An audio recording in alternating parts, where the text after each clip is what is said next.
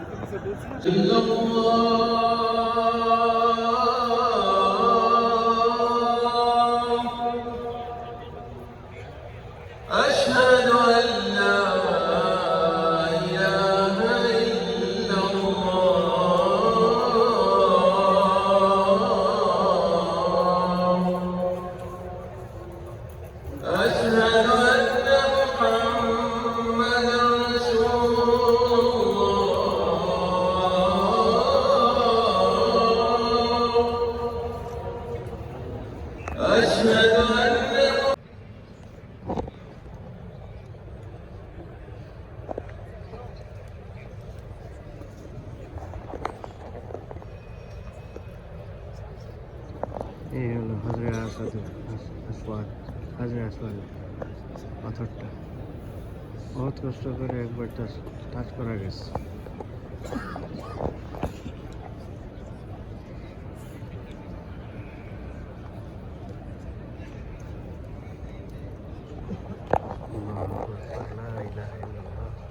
আল্লাহু আকবার।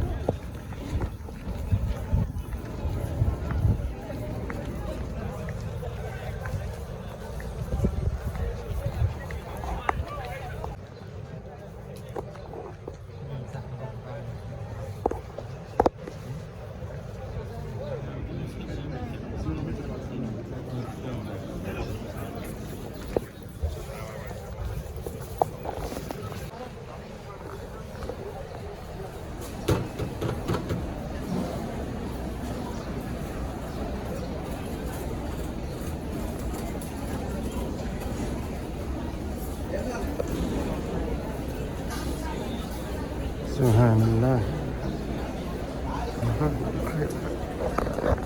Astaghfirullah. Allah. I will remember the moment Ya Subhanahu wa ta'ala you have given me. Ya Jalla Jalali wal Ikram. This is the morning.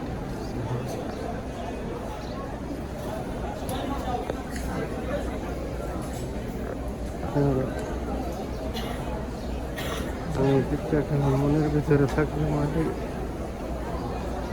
আমার এই পিকচারটা তো মনের মধ্যে থাকলে মাঠে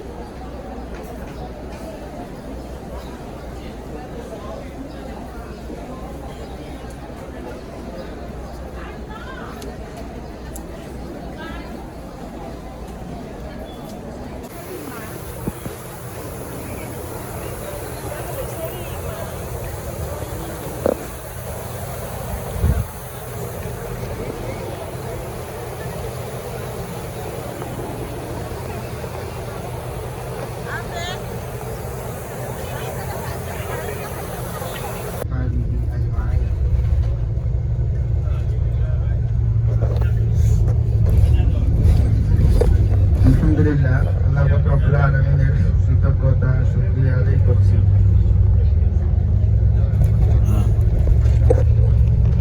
যিনি আপনাদেরকে ইসলামের অন্যতম বিধান পবিত্র হজ আদায়ের উদ্দেশ্যে পবিত্র ভূমিতে আসার তৌফিক কাছাকাছি থাকার তৌফিক দিয়েছেন এই জন্য মহান মনিবের দরবারে শুকরিয়া আদায় করছি আলহামদুলিল্লাহ।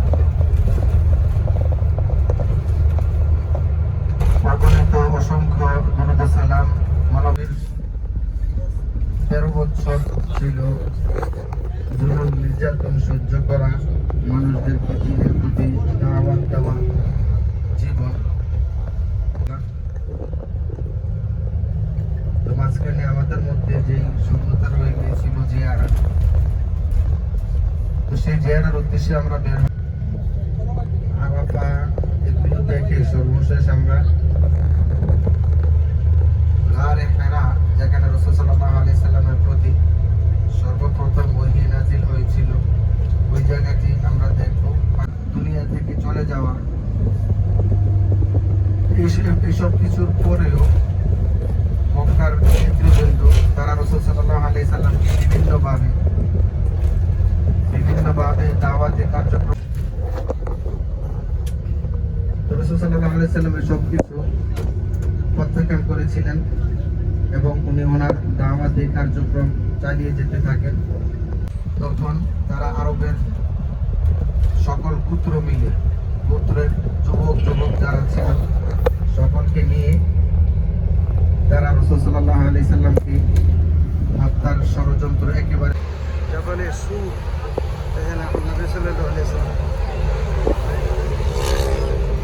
কি হয়েছিল আমার হাতের সোজাই যে পাহাড়টা দেখা যাইতেছে মাটির থেকে এই পাহাড়ের উচ্চতা হলো 900 থেকে 1000 ফিট, 450 মিটারের মতো। আপনারা একটু চিন্তা করে দেখেন, রাতের বেলা অচেনা রাস্তা, এটা কিন্তু অচেনা রাস্তা ছিল রসুলের জন্য, অচেনা রাস্তা। রসুল সাল্লাল্লাহু আলাইহি সাল্লাম যাইতেছিলেন মদিনার দিকে, কিন্তু আল্লাহ তাআলা বললেন যে আপনার পেছনে শত্রু আছে, আপনাকে ধরে ফেলবে, মানে আপনি মদিনার দিকে যাইবেন, আপনি একটু উল্টা দিকে যান। মদিনা হলো বাম সাইডে। রসুল সাল্লাল্লাহু আলাইহি সাল্লাম সাথে সাথে উটের রশি ঘুরাইয়া তিনি দক্ষিণ দিকে আসছেন এবং এই জাবালে সাওয়ারের চূড়ায় তিনারা উঠছেন। আবু বকরকে সাথে করে নিয়ে একদম পাহাড়ের উপরে যায় একটা গর্ত আছে, পাহাড়ের উপরে যায় একটা গর্ত আছে, গর্তের নাম হলো গারে সোর। নাম কি তার? গারে সোর। রাসূল পাক সাল্লাল্লাহু আলাইহি ওয়াসাল্লাম, আমি এদিকে ফিরবো। রাসূল পাক সাল্লাল্লাহু আলাইহি ওয়াসাল্লামকে আল্লাহ তাআলা এই পাহাড়ের ভিতরে সাহায্য করেছেন। কিভাবে সাহায্য করেছেন? যখন রাসূল সাল্লাল্লাহু আলাইহি সাল্লামকে তার বাড়িতে তারা সকালবেলা তার ঘুম থেকে জাগানোর জন্য চিন্তা করছিল যে তারা রাতের বেলায় হত্যা করবে। আবু জাহেল বলল যে রাতের বেলা তোমরা হত্যা করো না, তাহলে আমি যে এত বড় একজন নেতা, আমার একটা বদনাম হয়ে যাবে। তোমরা তাকে জাগাইয়া সজাগ করে প্রয়োজনে তাকে তোমরা কাবার সামনে নিয়ে আসো, তারপর হত্যা করো। দুনিয়ার সব মানুষ দেখুক যে আমার বিরুদ্ধে গেলে তাকে কি করি, আমি দুনিয়ার থেকে বিদায় করে দিই। কিন্তু আল্লাহ রাব্বুল আলামিনের শান্ত ইয়ামকুরুনা ইয়ামকুরুল্লাহু আল্লাহু খায়রুন মাকিরিন। আল্লাহর তাদের কৌশলের থেকে আল্লাহর কৌশলটা আরো বেশি বড়। এখন যাচ্ছি আরাফার দিকে, জাবালে আরাফা অথবা জাবালে রহমা, এই পাহাড়ের দিকে আমরা যাচ্ছি। আরাফা এটি আমাদের কাছে দিন হিসাবে গুরুত্বপূর্ণ, জায়গা হিসাবে গুরুত্বপূর্ণ।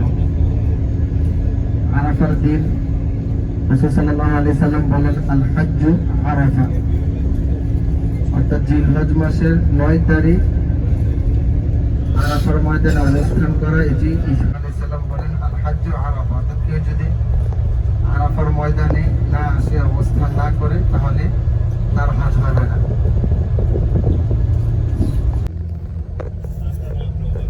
আত্মস্বীকৃতি দিয়ে আল্লাহ তাআলার কাছে ক্ষমা চাই, এই জন্য এটিকে বলে আরাফা। আর পাশাপাশি এখানে আরাফা অর্থ হচ্ছে পরিচিত হওয়া, দুজন পরস্পর মিলিত হওয়া। যেহেতু এখানে আল্লাহ পাক রব্বুল আলামিন যখন হযরত আদম আলাইহিস সালাম এবং হাওয়া আলাইহিস সালামকে জান্নাত থেকে দুনিয়াতে প্রেরণ করেছিলেন, তারা দীর্ঘদিন কান্নাকাটির পরে এখানে এসে মিলিত হয়েছিলেন। এই জন্য এটিকে বলে আরাফা।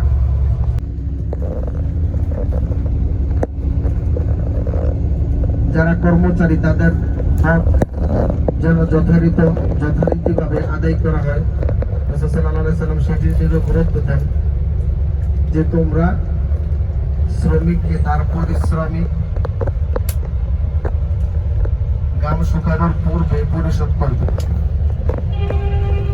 পাশাপাশি তিনি এখানে সুদ প্রথাকে প্রণীত করেন হবে ইসলামের ভিত্তিতে। সর্বশেষ রাসূল সাল্লাল্লাহু আলাইহি সাল্লাম বলেন যে আমি তোমাদের জন্য, একটি হচ্ছে কিতাব আল্লাহ তাআলার কিতাব কুরআনুল কারীম, দ্বিতীয় হচ্ছে রাসূল সাল্লাল্লাহু আলাইহি সাল্লামের সুন্নাতগুলো।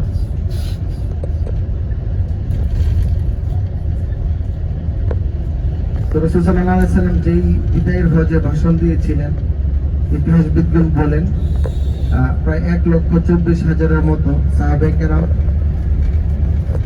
ওই বিদায় হজের ভাষণের সময় উপস্থিত ছিলেন এবং রাসূল সাল্লাল্লাহু আলাইহি সাল্লামের সাথে একসাথে হজ আদায় করেছিলেন।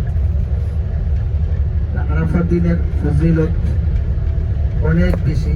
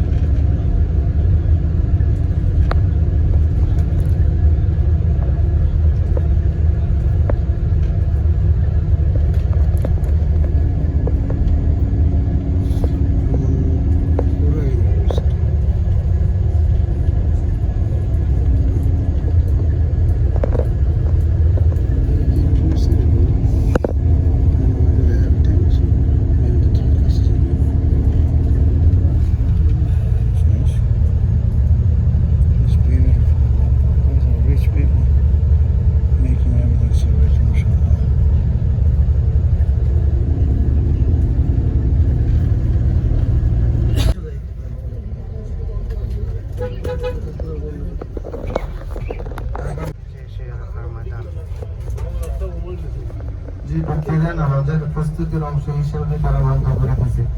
গতকালকে খোলা ছিল।